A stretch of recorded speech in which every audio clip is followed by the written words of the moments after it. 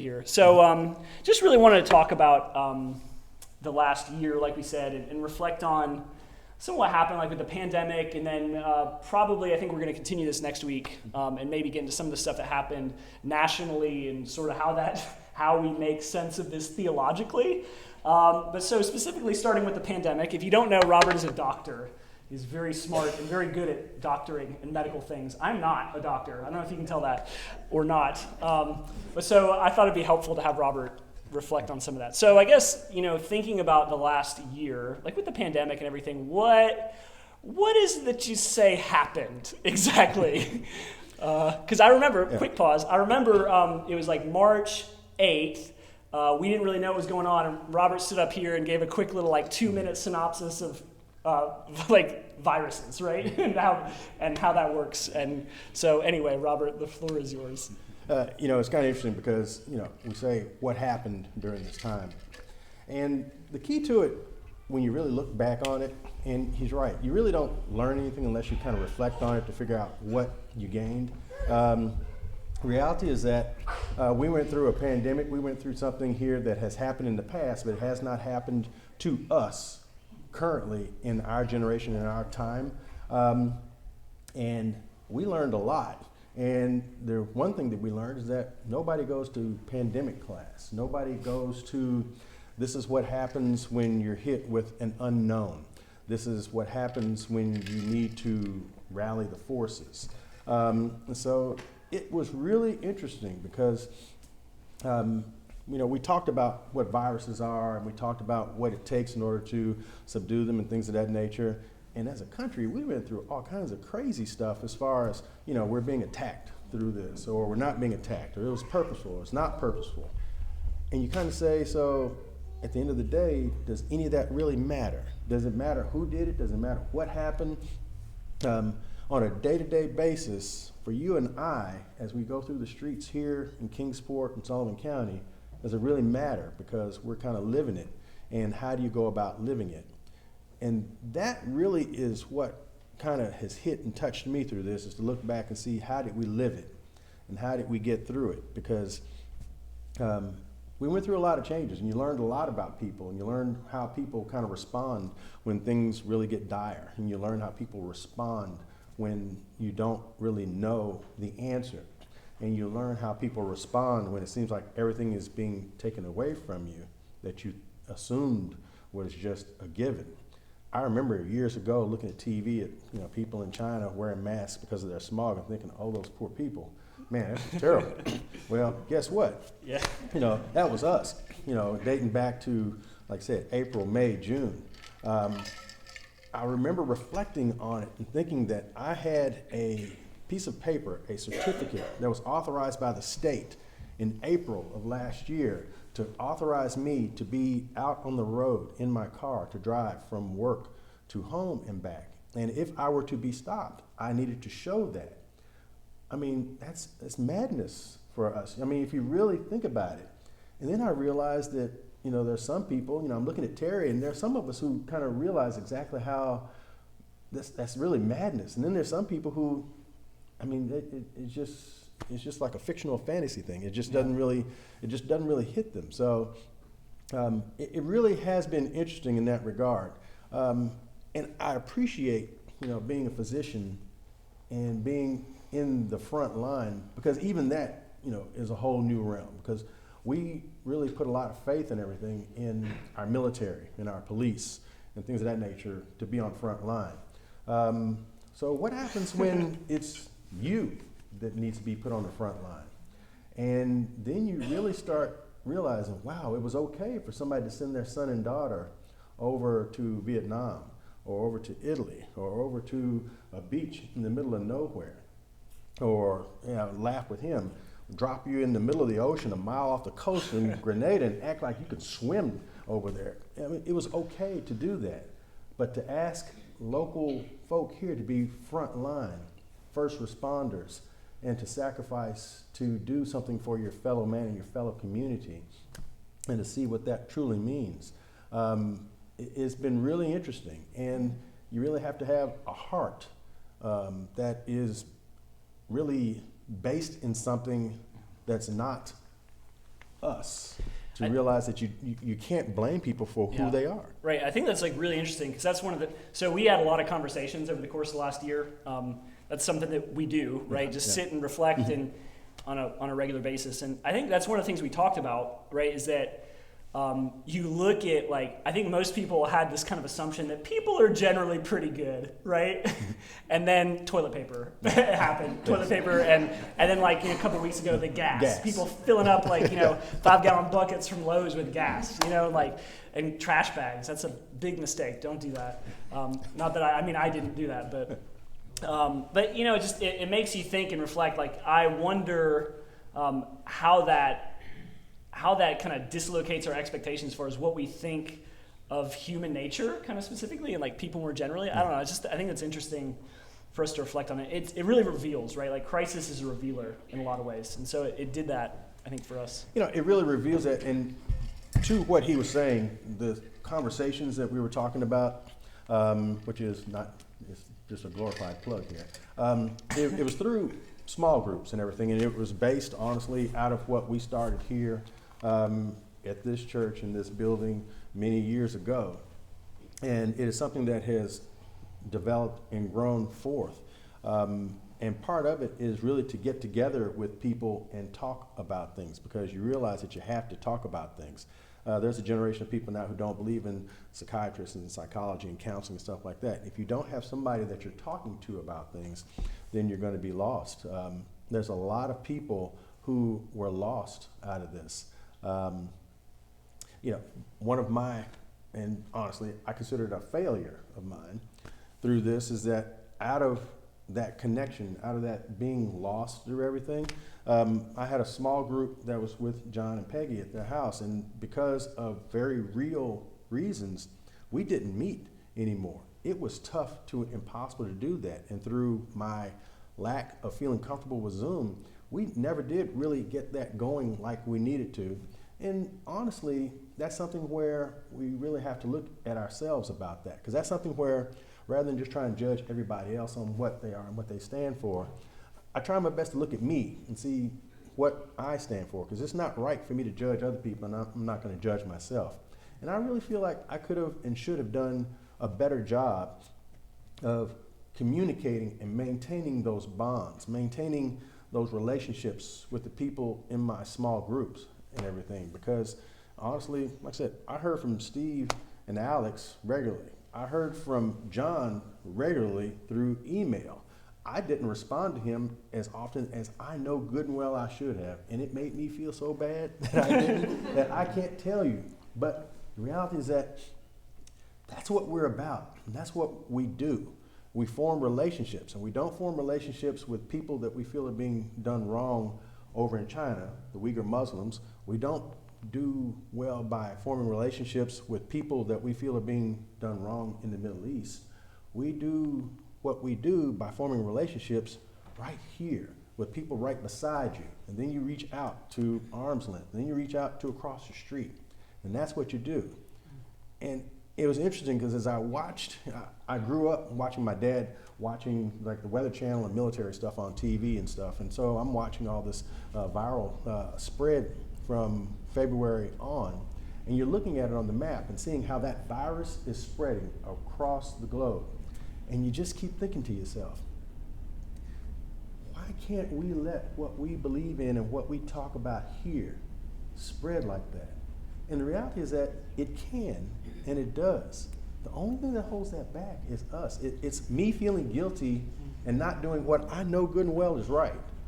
And we all do it, and the first thing we have to do is not feel guilty about the fact that we fail at it, and then try harder to do it the next day, and try harder to reach out and talk to somebody or connect with somebody or do something that we know good and well is the right thing to do. Yeah, like I think that's like a really important point that I just want to highlight again, is that I think so many of us, when we know we've maybe not, because relationships take intention, and I think that was, when you take a step back and you look at everything that happened, I mean, that was one of the major side effects, I think, for most of us, was the way that relationships in general were attacked.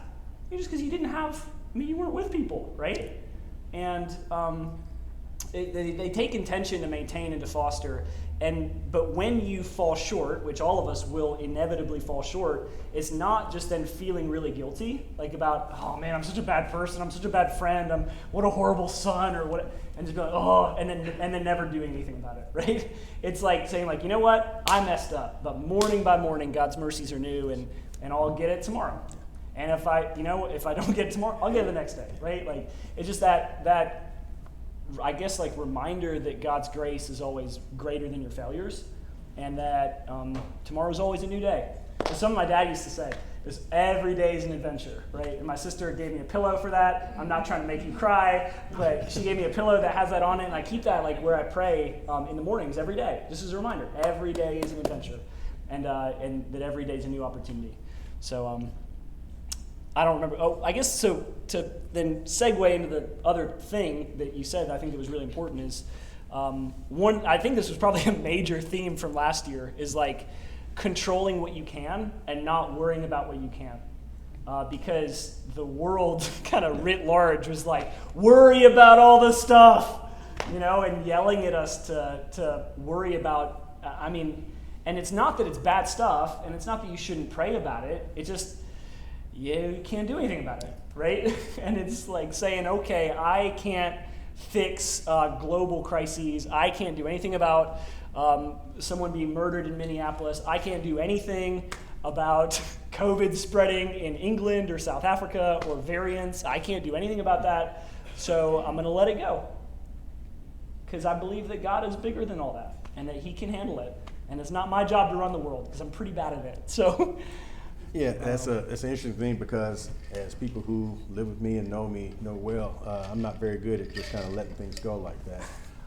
But to put last year into a nutshell, not only did we have a virus that took all of our lives really away from us of what we knew, but just from the medical standpoint, one of the things that I used to tell people all the time is that don't ever let anybody in your family or in your church or around you go and be admitted to the hospital and be alone. It just should not happen, because truthfully, we're good people in the hospital, but we're human. So you need to have somebody who cares about you, knows about you, who's there, who can look over you and make sure your care is up to snuff and is what it needs to be. So what's the first thing that happened with the virus?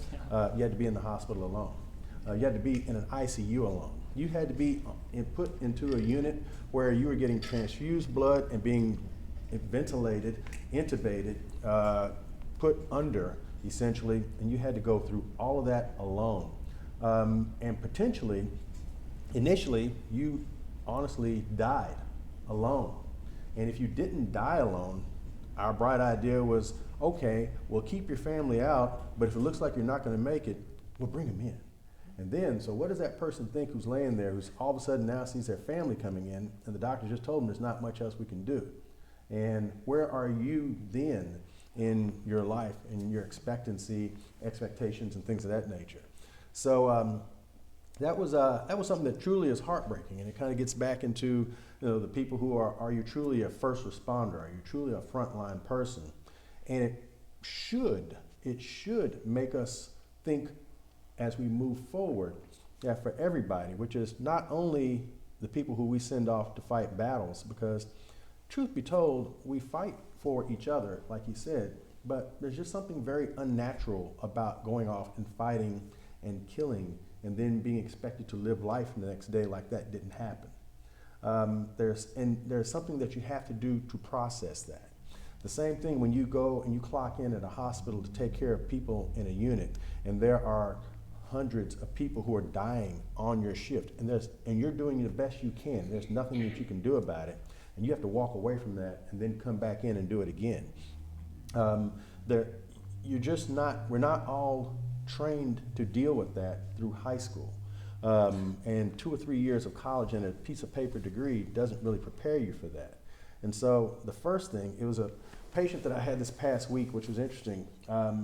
She is a mom, she has 3 kids, has a job, and through all of this, what happened last year was that she now ended up having to homeschool her kids and work from home. And one other patient I said, you know what, I liked leaving my house and going to work and then coming back home because I could leave work there and come home. Now work is home. I'm trapped. I can't get away from it. And that is not something that people are prepared to deal with. this one patient of mine realized that she was there at home with work and her kids. Guess what? She didn't really like having the kids around all that time. It was hard for her to admit that. And it was very, very significant for her. And she took, honestly, too long to reach out and get help for that. And there is a stigma about that in society so that people won't reach out.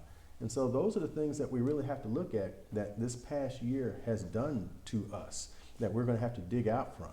And those are the things that we really need to look at so we can prepare in the future so that when the next thing happens, because one thing that we know is that, God does not promise that everything's going to be fantastic. The next thing will happen, and this is how we prepare for it. Right. Like, I think that's really interesting because, you like think about it in the scope of human history, plagues and natural disasters, and that stuff's pretty normal. We're pretty fortunate that we have modern medicine that really has eliminated much of that, honestly, that we have something of this scale that we don't have to deal with on a regular basis. Like, that's pretty good, right? Because otherwise this is like every few years there's a plague coming, and woe be unto you. It's a bad day. And so I think, when you look at the last year, I think that's one of the biggest things for all of us. It's like immediately applicable is that I think we have to acknowledge that the last year was traumatic. And sometimes that word gets like thrown around a lot, trauma. But I think you have to just recognize that what trauma is it's not so much as the experience, it's your response to the experience, right? And for many people, just everything that happened, it was hard. Like you said, people aren't trained, generally speaking, to handle even like thinking back to the beginning of last year, most of us are so familiar with like, I'm going to go to the grocery store and get whatever I want. And that's not a fear that I have ever. But then it's like, wait, there's stuff that's not there? There's stuff that's out? What is this? Like, Amazon is taking 3 weeks to deliver? It should be there tomorrow. And so it's all of that kind of works in us and it brings about that traumatic response. And what we know about trauma is that it doesn't just disappear. Like, whether you think that someone should have trauma or not doesn't really have anything to do with it. My counselor explained it like this. He said, all that stuff is just like an infection. Like, you could have 20 people crawl under barbed wire and one of them gets cut and gets a staph infection. And you don't be like, that guy's a weak son of a whatever, insert your epithet that you prefer. You don't do that. You're like, that's really like unfortunate. He got an infection. I hate that. He's not like better or worse. He just happened to get cut.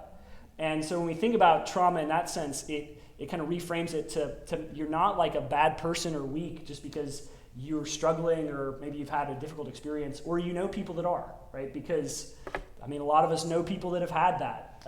And it's not up to us to say like whether or not their experience was worthy of being labeled as trauma, but of just taking a step back and be like, you know what, that really got them for whatever reason. The enemy has like worked his lies into their mind and their heart in those areas in particular ways that like I can't possibly relate to. And so it's just acknowledging that. And then I think to go back to the other thing is recognizing, like you said, that the call to be a first responder, in many ways that's like what the church is, right? And that's I really think like that is our opportunity over the next couple years really, is to be the first responders to people who are trying to make sense out of everything that's happening and who are trying to heal in their bodies, minds, hearts, and souls over whatever it is that they lost. Even if it's something as seemingly as benign as just like a lost vacation, stuff like that, it adds up, right? It adds up. Disappointments add up. Doubts add up. All that stuff builds up. And that's our opportunity as the church, right? Is to be the rescuers, right? And not because we're the ones who get it, but because we can point people to the one who can. That's what Jesus does. And I was reminded as you were saying that, I was thinking, I think it's C.T. Studd. He was a missionary, I think in China. I'm probably going to get this wrong, so don't judge me. You're not judging me, that's good. He said, some want to live within the sound of church or chapel bell. I want to set a rescue shop up within a yard of hell. That kind of passion. Like, if people are going to go to hell, they're going to have to run over me to get there. We don't want anyone to be living in that place. Because I think that's, to go just a little bit further on this, that's one of the challenges that we have as the church, particularly in this region, is that we tend to think of it. I mean, I saw it driving back from Florida. All of the billboards there were so many. It's like heaven or hell. Where are you going? It's like, well, I've never thought about that until I saw this billboard on I-95. Well, I'm sitting here in traffic for 3 hours. I've never thought about that before. And it's not that's a bad question. It just puts everything off like out there in this kind of, and literally had like heaven, clouds, hell, fire. It's like, hold on. Like there are people right here, right now, who are literally living in hell. And what are we doing about that? Are we the church? Like, do we believe that, his truth is marching on and that one day every knee will bend and every knee will bow and confess Jesus? Like, do we believe that? Do we believe that one day he will make all things new and that our opportunity is to live into that mission right here and right now as, first responders, right? I don't know. I just thought that was a really good point. And yeah, I think that the whole thing with first responders, and that is something that all of us really need to kind of learn from, and that I've kind of picked up from, is that first responders, and we always think of it, like I said, as military, police, and things of that nature, they go from nothing to everything in just a snap. And it's not, like you said, you're not thinking about the politics of it. You're not thinking about what, I'm trying to build a future for 10 years from now. I'm thinking about getting through this and surviving this in this moment in time. And I think that is what is also the case that we need to focus on with our Christianity, with our belief, and with our hearts, is that we're meant to live in this moment in time. We're not meant to say, okay, I'm living to I can get to heaven. I'm meant to create heaven in the best possible life, living with everybody here and now. And you can't give up this opportunity now thinking that you're living for something that is going to be in the future, because I believe personally that if we live like that, we've missed the point in a horrible way, to the point that it is easy to reach out and touch and grab and hold and hug people that are like you. So if somebody has like a little card that says, I'm Christian, how about you? You're like, okay, I'm Christian, so I'm going to hug you. Yeah. But how about the and ones now who, I guess you can do that, yeah, right? So yeah, that's allowed. yeah. But how about the ones who don't believe? I have worked closely with people for years who honestly didn't believe in Christ, didn't believe in it. And they're not bad people. They're very good people. They're very learned people. They're very skilled people. But the reality is that you're not going to change their hearts and their minds by taking the Bible and keep slapping them upside the head with it. And you're not going to change them by threatening them that you're not going to make it to heaven, because if they didn't really believe in heaven in the first place, then what does it really matter? Yeah. But what you can do, and what I've found that I've personally seen a change in, is that if you live your life interacting with them on a moment-by-moment, day-by-day basis with kindness and love, that really has nothing to do with whether or not I'm going to make it to heaven or not based on this, but just because it's the right thing to do, then we really can spread this thing that we call discipleship in Christianity like a virus. It does work. It is real. It is true.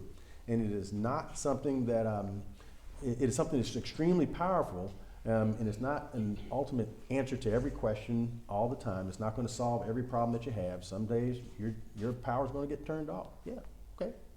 But it really does work, and it shows people who didn't believe that, there may be something to this in the end of it all. And what I've learned from these people that I've spoken to over years is that they say, when I first started listening to you about it, I just thought you were one of those Bible thumpers, blah, blah, blah. You're just trying to be good. You've had a life that was so bad, Robert, that, you figured that you were going to try and do right now so you can get into heaven. I said, nah, that's not really what I'm doing, but I appreciate you being honest about that. And what he said was that, right now I realize that everything that we talk about in America, everything, rule and law, everything that governs society and everything is based on things that we believe in. Without it, there's no reason to believe in any of the things that we hold dear and true to our hearts. And if we don't live that life, then we have nothing.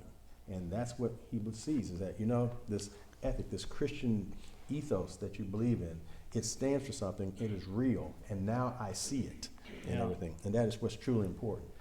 Yeah, I mean, that is definitely the challenge in so many respects, right? Is that we think sometimes that it's like our job. I mean, and I think all this really matters, like, and gets very like practical when we think about our faith and just how we live it out in our daily lives, right? Because I mean, so often we think that like I need to have all the arguments and I need to have all the answers. But it's, I'm reminded of this time Jesus was talking to his disciples, and he said, you'll be dragged in front of rulers and judges and courts, and you'll have to give like a testimony. And the natural response is like, what am I going to say? That's what we all do, right? Like, what am I going to? But Jesus, preempting their question, says, and don't worry about what you're going to say, because the Spirit will give you what you need to say in that moment. And I think so often, like, what we need to remember is it's not just like that you're going to get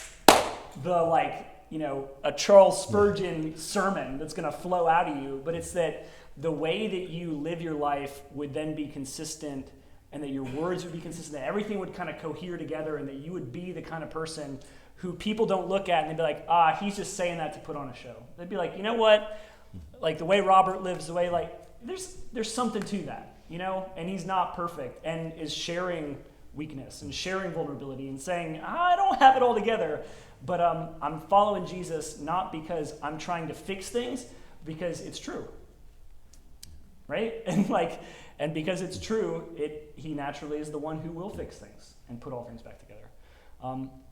And just that, I think that idea is so valuable, especially in light of like everything you think about the last year, is just that it truly is not our responsibility to fix everything or even to love everybody, but it's to love the people who are right around you, right? I think that's just a necessary reminder for me. It's just I can't fix everything, but the people who are right around me and the people that I meet every single day, well, love them where they are as they are, and will their good, right? That's what that means. And let God do his thing, right? Let the Spirit move and work. That's good. Thanks, Robert. Yeah, cool. No, thank you. Is there anything else you want to get to today? I think we're going to have to do this again next week. Is that okay? Is that okay with you? They resoundingly yes. They agree. Yeah. I'll take that as a yes. Anything else? Unfortunately, I could talk forever, so I'm trying my best not to. We could definitely do that. We could probably sit here and do this for a while. We'll cover other things. Yeah. Yeah, we'll wrap it up next Sure. week. Well, thanks, Robert.